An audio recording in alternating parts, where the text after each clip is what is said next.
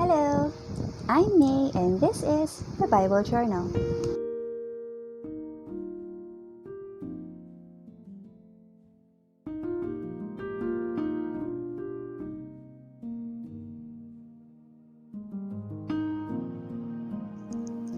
Hello po, this week po magsastart na po tayo sa next episode ng ating Bible Journal. Ito na po yung last part ng Levitico. Kasi po ito is chapter 21 to 27. Hanggang 27 lang po yung Levitico. And magsastart na po tayo next week sa new book po ng ating Bible, which is yung bilang or yung numbers. Sa chapter 21, ito yung po yung pag-iingat sa kabanalan ng pare. Bawal lumapit sa patay, maliban kung kamag-anak na malapit. So, pero kapag lalapit man sila, bawal silang humawak sa mga ito. Dapat niyang pag-ingatan na huwag siyang maramihan. Huwag magpapakalbo, magpapaputol ng balbas, o maghihiwa sa sarili. Huwag sila mag-aasawa dahil nakalaan sila para sa Diyos. Kung namatayan ay huwag magpapapunit ng damit, Kasi diba ganun yung tradition nila, saka na kapag namatayan ka, ito yung way mo ng pagluluksa mo. At huwag mo rin guguluhin ang iyong buhok. Isang birhen ang dapat magpangasawa ng pinakapunong pare. So, ito hindi ko siya masyadong mag-guess kasi sabi dito, huwag siya mag-aasawa dahil nakalaan sila sa Diyos. Pero dito, pinapayagan sila mag-asawa basta birhen. Sino mang kamag-anak na may kapintasan ay hindi dapat maghandog sa kanya. Hindi maaaring lumapit sa altar ang bulag, pilay, may sira ang mukha at may kapansanan sa katawan. Ito yung mga kamag-anak ng pare at mga pinakapunong pare. Maaaring kumain ng handog pero hindi sila maaaring maghandog. At huwag nilang lalapastangan yung altar o yung sanktuaryo dahil ginawa itong banal para sa Diyos. Sa chapter 22, ito na po yung paggalang sa mga bagay na inihandog. So, di ba, syempre, may mga maghahandog yung mga Israelita, di ba? May mga times na maghahandog sila para sa panata, para sa kahilingan, sa kasalanan, pagtubos ng kasalanan, yung mga ganon. So, dapat maging sacred siya. Ito yung sinabi ni Yahweh kay Aaron at sa pamilya nito na dapat igalang ang mga bagay na inilaan ng mga Israelita kay Yahweh upang hindi malapastangan ang pangalan ng Diyos. Hindi na makakapaglingkod ang sino man sa kanilang lahi kung haharap sila ng marumi. So, dapat every ritual, dapat you are clean, your clothes are clean, yourself is clean, your conscience is clean, ganon. Sino mang may sakit ay hindi maaaring kumain ng anumang bagay na banal hanggang hindi sila gumagaling. Sa kamag-anak to ni Aaron kasi sila lang pwedeng kumain ng banal na pagkain, di ba? So, kapag hindi nila kalahi, hindi sila maaaring kumain ng mga pagkain banal. At hindi rin maaaring kumain ang mga babaeng anak ng pare o na pinakapunong pare kung nakapangasawa siya ng isang lalaki na hindi naman pare. Kung may makakain, halimbawa na hindi sinasadya ng mga pagkain banal, kailangan niyang bayaran ito at dapat pang patungan. So, dapat huwag ka talaga magkakamali about this kasi bigger ang kapalit nito. Sa chapter 23, ito na yung mga tinakdang kapistahan. So, bali meron siya, actually, may six siyang pista na insinulat dito sa book na ito. They need to follow this because Yahweh told them to. So, 6 days, yung 6 days working, and yung 7th day, it's yung araw ng pumamahinga. Yung unang-una yung pista ng Pasko. If you all follow me from the start ng ating vlog po na The Bible Journal, this is memorable to me kasi dito ko po natuklasan na ang aming wedding anniversary ng aking asawa, which is the 14th day of the first month, at this time, is itinuturing nilang pista ng Pasko. Although, inuulit ko po, ang pista ng Pasko noon na date is iba po sa kasalukuyan.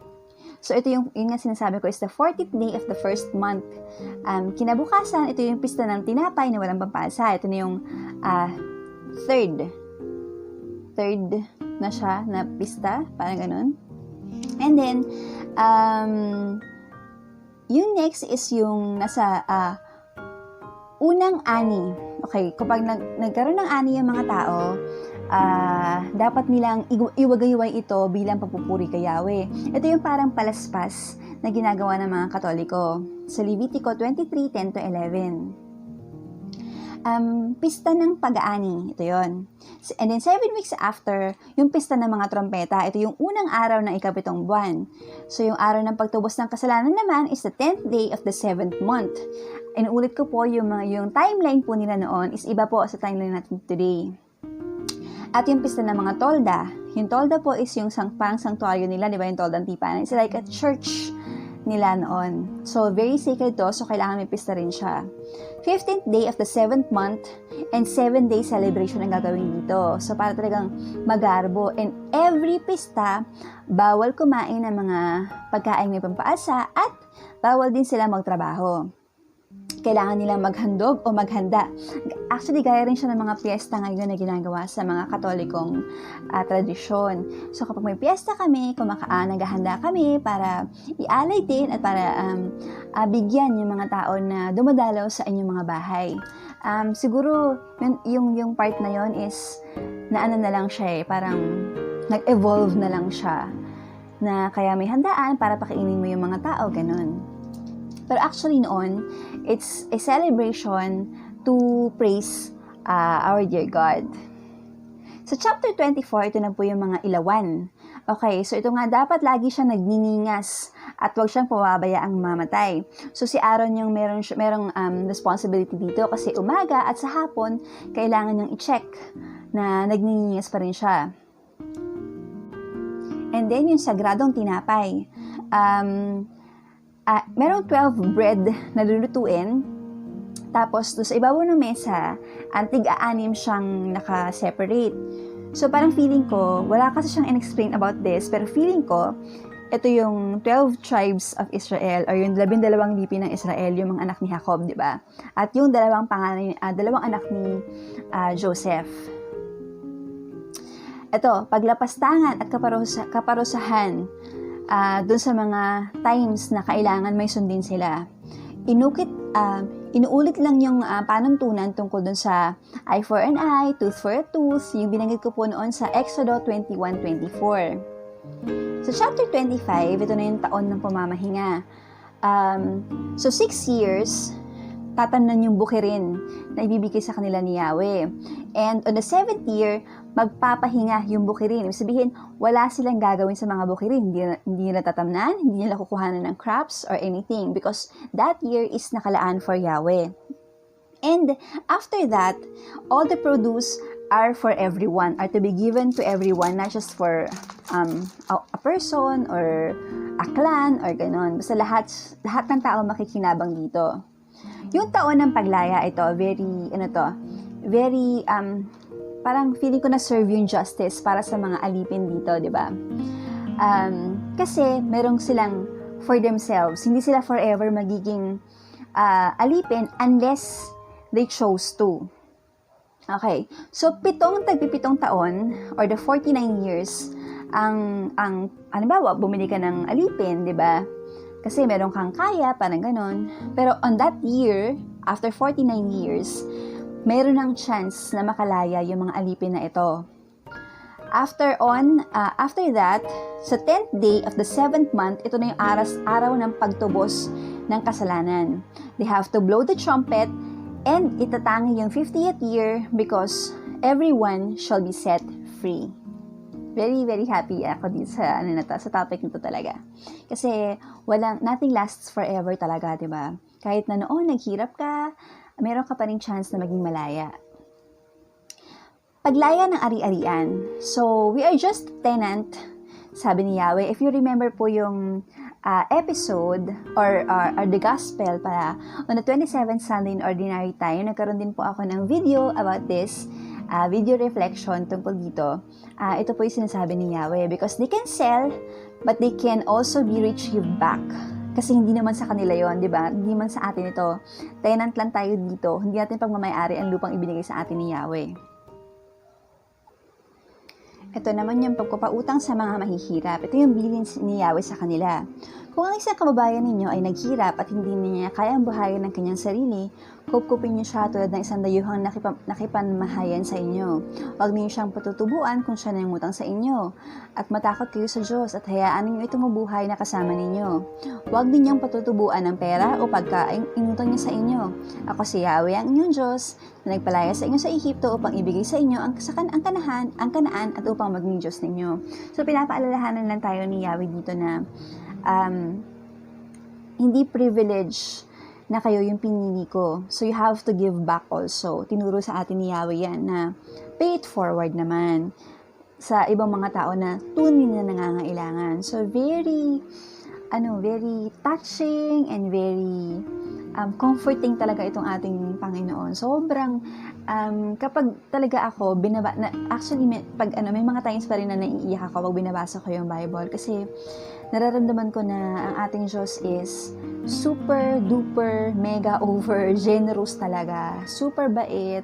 Talagang nakikilala ko kung anong klaseng Diyos ang sineservan ko at wino-worship ko. Next is yung paglaya ng mga alipin. Sabi dito, kapag daw sa sobrang kahirapan daw ng isang Israelita, napilitan siya na ibenta yung kanyang sarili, huwag naman daw siyang ituring na alipin. Pero kahit hindi siya ituring na alipin, he will give back naman. Magtatrabaho siya para sa inyo hanggang sa araw ng kanyang paglaya bilang alipin. So, huwag niyo siyang ituring na parang basahan or something, ganun lang yung sinasabi dito. And if that time comes, kailangan niyo silang palayain freely and kasama ng kanilang pamilya. Pero naman, kumbawa, yung nasabi ni Yahweh na pinapaalala niya ulit na hindi ko kayo inilabas sa Ehipto para ang kapwa ninyo Israelita ay gawin ninyong alipin. So, pag talagang worst comes to worst lang talaga. So, kung gusto niyo, halimbawa, na magkaroon kayo ng alipin, babae man o lalaki, humanap daw kayo sa karatig ninyong bansa, wag sa inyong mga kalahi. Siyempre, di ba, ang daming rules ni Yahweh sa atin. So, dapat, pag sinunod mo siya, meron ka naman gantimpala sa kanya. Ito yung sinasabi sa chapter 26. Ito yung mga pagpapala sa pagiging masunurin ng isang taong matuwid at matapat sa kanya. Ayun, yung mga binibigay ni Yahweh, di ba, yung bawal kayong sa mga Diyos-Diyosan. Ngayon, sabi ni Yahweh talaga, yung pangako niya, alam niyo po, yung pangako niya is mayroon laging katumbas na reward yan. Parang ating mga magulang, di ba? If we do something good, they will reward us. Sabi ni Yahweh, kung susundin nyo lahat ng aking mga tagubilin, talaga, pauulanin ko at pasasaganahin ko ang inyong mga lupa at dadami ang inyong mga kakainin. Basta every time, lagi siyang masagana. Basta susunod kayo sa Kanya.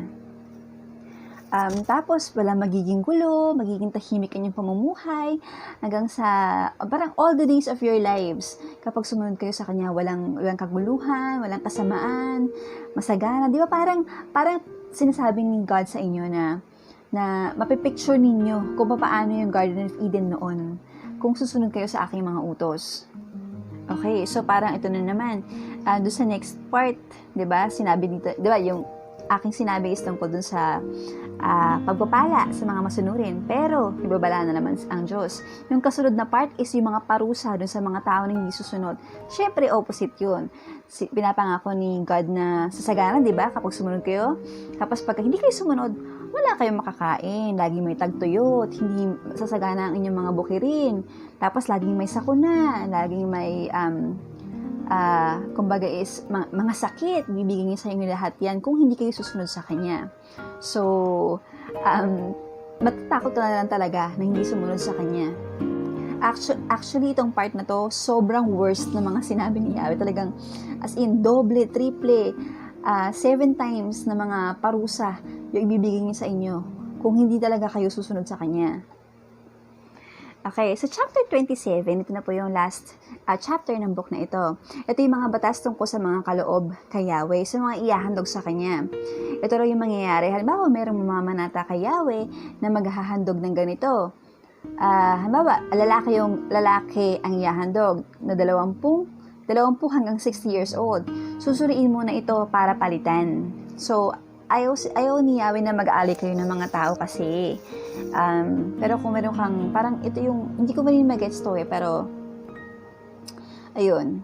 susuriin siya at papalitan at tutubusin sa halagang 50 pirasong pilak. Ayun, meron naman palang opposite. Na syempre, di ba? Syempre, life nga yun, di ba? Mahalaga yun para kay Yahweh. So, suriin natin mabuti para palitan na lang. Parang ganun.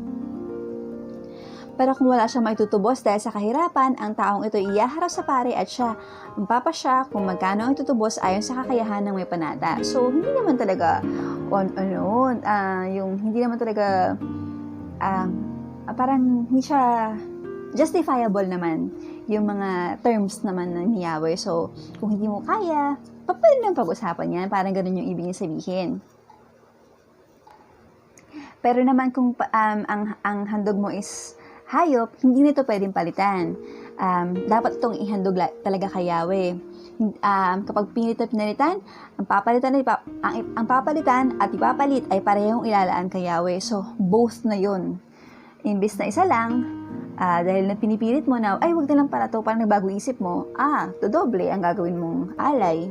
Kung hindi, may mangyayari sa'yo hindi mo gugustuhan. Parang gano'n. Kung ang ipinangakong hayop ay hindi karapat-dapat ihandog kay Yahweh, dadalhin sa pare. Hahalagahan iyon, ano man ang uri ng hayop at hindi matatawaran ng halagang ipinasya ng pare. So parang, if you give a handog na hindi akma para kay Yahweh, susuriin pa rin ito ng pare at siya yung magpa-price, parang ganun. Kailangan mo siyang palitan at tubusin, parang ganun. Ito ang mga tuntunin na ibinigay ni Yahweh kay Moises sa bundok ng Sinai para sa sambayan ng Israel. Akala kasi natin, di ba, yung mga tuntunin na ibinigay sa kanila ni Yahweh is yun lang 10 commandments. Hindi, marami pa doon. Hindi pa siya natatapos talaga. So, dinitigil talaga isa-isa ni Yahweh yung 10 commandments na yun. May mga sub commandments pa siya. So, ang dami talagang rules. And I'm very thankful naman ako kasi nabasa ko itong mga to. Kasi talagang, nagagamit pa rin siya ngayon eh. Although, yung iba kasi, worst, diba? Yung pagka ganito is papatayin, ganun. So, parang ngayon kasi may mga laws na nagki-care na sa human beings, ganun. Okay, ito na po. Tapos na po ang ating Levitico na book. Yay! Next week po, magsasart na po tayo sa new book ng ating Bible, which is yung bilang, mga bilang. Okay. Ito pong bilang, I think medyo mahaba po ito eh. This is hanggang chapter 36. We are gonna have 4 episodes for this book. Kasi po every 10 chapters tayo, di ba? Pero tungkol po ito sa mga census lang ito, alam ko eh. If I remember it right. So, ayun. Sige, pag-usapan na lang po natin ito next week. Thank you very much po ulit sa inyong lahat, sa panonood ninyo, sa aking vlog, and sa walang sawa pong support sa panonood, kahit po napakahaba po minsan ng aking mga videos. Ito po kasi aking panata sa kanya, so gusto ko po siyang ipagpatuloy hanggang matapos ko po ang aklat na ito. Thank you very much po, and God bless you!